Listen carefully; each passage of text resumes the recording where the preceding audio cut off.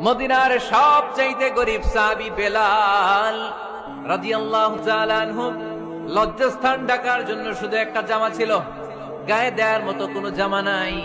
এই সাহাবীর মতো গরিব কোন সাহাবী মদিনার জমিনে নাই।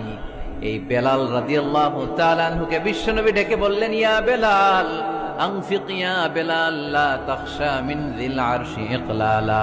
ও বেলাল, আল্লাহর রাস্তায় দান করো, কারণ আমার আল্লাহর ধনভাণ্ডারের কমতি নাই। সাইয়েদনা বেলাল রাদিয়াল্লাহু তাআলা আনহু সবচেয়ে গরিব। শুনতেছেন, বুঝতেছেন? সবচেয়ে গরিব।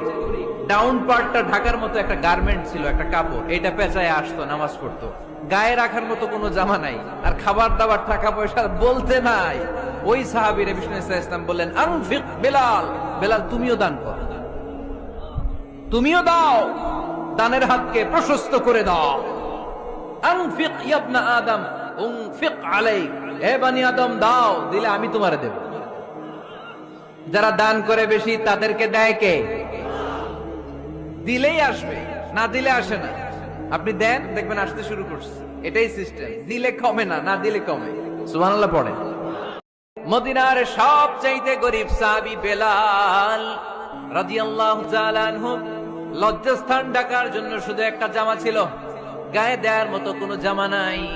এই সাহাবীর মতো গরিব কোন সাহাবী মদিনার জমিনে নাই।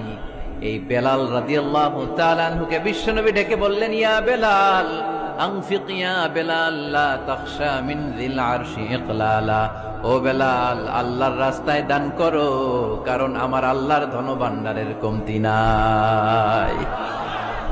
সাইয়েদনা বেলাল রাদিয়াল্লাহু তাআলা আনহু সবচেয়ে গরিব। শুনতেছেন, বুঝতেছেন? সবচেয়ে গরিব। ডাউন পার্টটা ঢাকার মতো একটা গার্মেন্ট ছিল, একটা কাপড়, এটা পেঁচায় আসতো, নামাজ পড়তো। গায়ে রাখার মতো কোনো জামা নাই, আর খাবার দাবার টাকা পয়সা বলতে নাই।